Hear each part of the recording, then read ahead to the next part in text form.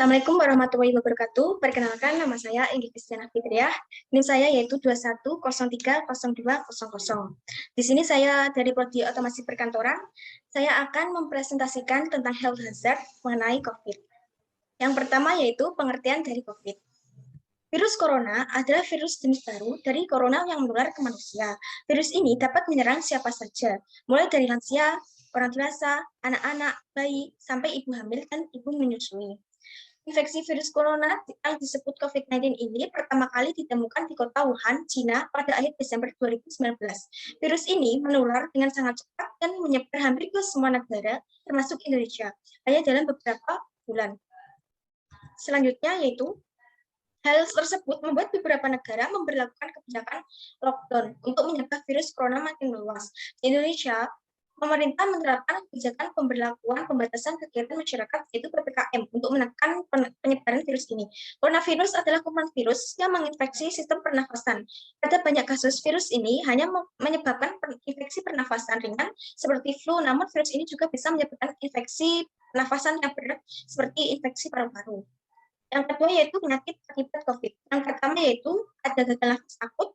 Virus corona menyerang sistem pernafasan, terutama paru-paru. Salah satu komplikasi penyakit akibat corona adalah gagal nafas akut.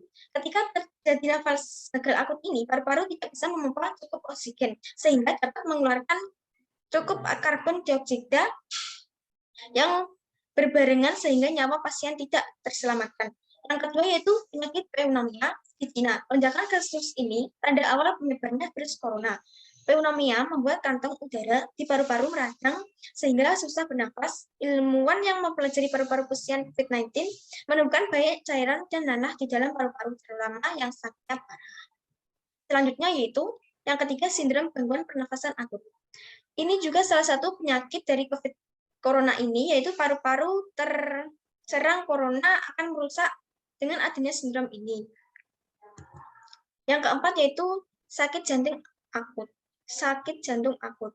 Penelitian terhadap pasien COVID-19 di Cina menemukan adanya masalah jantung akut. Tersebut aritmia pasien di Washington DC juga menunjukkan komplikasi penyakit akibat corona serupa. Yang kelima yaitu penyakit sepsis yang terjadi ketika tubuh salah satu bereaksi terhadap infeksi zat kimia yang dilepaskan ke aliran darah untuk melawan penyakit tidak memicu respon yang tepat dan justru membuat organ rusak. Jika proses ini tidak berhenti, pasien bisa mengalami shock sepsis yang ditandai dengan turunnya tekanan darah. Menurut penelitian yang dimulai di jurnal The Lancet, sepsis merupakan komplikasi penyakit akibat corona yang banyak menimbulkan kematian. Pasien yang rentan adalah sebelumnya menderita diabetes, penyakit jantung, serta punya daya tahan tubuh yang kuat. Selanjutnya yaitu alat ukur COVID. Alat ukur COVID dapat diukur menggunakan yang pertama yaitu tensimeter. Adalah alat ukur tekanan darah penting untuk mengetahui kadar tensi, terutama bagi penderita hipertensi, tekanan darah rendah, penyakit jantung, dan stroke. Dengan alat ini, kita bisa memantau apakah obat yang diminum sudah tepat dan jadi bekal pelacakan status kesehatan. Yang kedua yaitu pulse oximeter untuk mengukur kadar oksigen. Nah, karena bisa menakar kadar oksigen ini di dalam darah dan detak jantung, selain itu alat ini juga sebagai alat kesehatan mandiri penting untuk penderita asma, paru-paru, obstruksi kronik, gangguan pernafasan. Caranya menggunakan yaitu menempatkannya dalam beberapa detik. Alat itu akan menunjukkan besarnya kadar oksigen normal antara 95 sampai 100%. Waspada jika kadar oksigen kurang dari 92%. Selanjutnya yaitu 3. Glukometer untuk cek gula darah. Nah, alat cek gula darah ini ada yang berbentuk digital dan mudah digunakan. Kita tinggal mengambil sampel darah dari jari kita, lalu tempel darah dari jari kita itu ke tempat di strip test dan memasukkan strip test ke glukometer. Strip test ini akan memiliki jangka waktu dalam 2 tahun. Apabila lebih dari 2 tahun, strip test ini tidak menjadi akurat. Yang keempat yaitu termometer. Fungsi alat ini yaitu untuk mengukur tubuh, banyak digunakan di Indonesia. Nah, termometer ini menjadi alat penting saat pandemi COVID. Pasalnya, demam merupakan salah satu gejala utama infeksi COVID COVID-19 atau virus corona. Selanjutnya ada tes COVID terdiri dari tes swab atau RT-PCR, itu indikasinya untuk melihat apakah virus di tubuh kita, sampelnya sampel hidung, tenggorokan, tempat virus berefleksi untuk melihat NRA virus. Durasinya kita biasanya 3-5 hari, proses dilakukan dengan mengetahui kadar PCR. Hasilnya positif, itu kalau positif, kita sedang terjangkit virus, kalau negatif tidak. Fase negatif disebabkan oleh tahap awal infeksi atau terjangkit virus dan jumlah volume virus masih rendah. Sampel virus di belakang tenggorokan tidak diambil dalam jumlah yang memadai. 2. Rapid test. Darah indikasi ini untuk melihat antibodi kita. Sampel darah, durasi kita bisa diketahui dalam 15 menit. Prosesnya sampel dimasukkan ke dalam perangkat untuk mendeteksi antibodi yang diciptakan tubuh dalam melawan virus. Selanjutnya itu hasil tes seperti tadi. Ini ada NAB COVID-19, yaitu untuk mengetahui cara lebih detail membaca ini, memeriksa RT-PCR. Berikut penjelasannya. Jika nilai CT value kurang dari 29 adalah reaksi positif yang kuat. Artinya kita cukup terdeteksi dalam virus ini. Nilai CT value 30-37 adalah reaksi positif, artinya jumlah partikel virus yang terdeteksi jumlahnya sedang. Kalau nilai CT value 38-40 adalah reaksi positif lemah, artinya jumlah partikel virus yang terdeteksi jumlahnya sedikit. Nilai CT value lebih dari 40 ke atas adalah negatif, artinya tidak ditemukan satupun partikel virus yang terdeteksi dalam tubuh. Selanjutnya yaitu ada pengendalian bahaya COVID ini. Untuk pengendalian risiko penularan ini, kita menerapkan hierarki pengendalian di tempat kerja. Yang pertama yaitu ada eliminasi. Eliminasi contohnya kita dapat dilakukan melalui tindakan preventif untuk mencegah terpaparnya penyakit ini, baik lingkungan kerja maupun perjalanan menuju dan sepulang tempat kerja. Langkah ini dapat dilakukan dengan menutup secara total tempat kerja jika diperlukan. Yang kedua yaitu substitusi.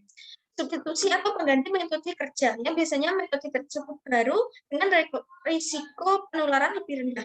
Penerapan metode baru ini antara lain yaitu diimplementasikan dalam bentuk WFH, yaitu work from home atau bekerja dari rumah. Pengalihan pekerja dari jarak jauh yang melibatkan banyak urusan pekerjaan mungkin dapat dilakukan dalam bentuk virtual. Yang ketiga ada administratif. Langkah ini untuk mengurangi risiko penularan. Hal pertama yang dapat dilakukan atau pengaturan shift kerja dengan memberikan jam kerja yang panjang dalam satu kali hadir bagi karyawan dan mengurangi jumlah karyawan yang hadir di kantor pada satu hari yang sama serta mengurangi frekuensi bepergian karyawan. Selanjutnya yaitu ada pengendalian bahaya COVID. Tindakan preventif berupa yang pertama yaitu mencuci tangan 7 langkah dengan sabun dan air mengalir dan sanitizer secara rutin. Yang kedua, kita menerapkan etika batuk dan bersin dengan menutup mulut menggunakan siku bagian dalam. Yang ketiga, himbauan kepada karyawan untuk tidak bergantian barang, baik barang-barang kantor maupun pribadi. Yang keempat, yaitu membersihkan serta disinfeksi setiap ruangan beserta barang-barang yang di dalamnya secara rutin. Yang kelima, yaitu menerapkan kegiatan bersih-bersih secara rutin pada area kerja dan barang masing-masing karyawan, barang yang banyak dipegang. Yang keenam, bergantian seperti gagang pintu, telepon, serta tempat yang menggunakan secara bergantian seperti toilet, dan lift. Selanjutnya adalah kasus COVID di lingkungan perusahaan. Sebanyak 60 orang, di antaranya 141 karyawan, salah satu perusahaan di karyawan Jawa Barat ini dinyatakan positif COVID-19.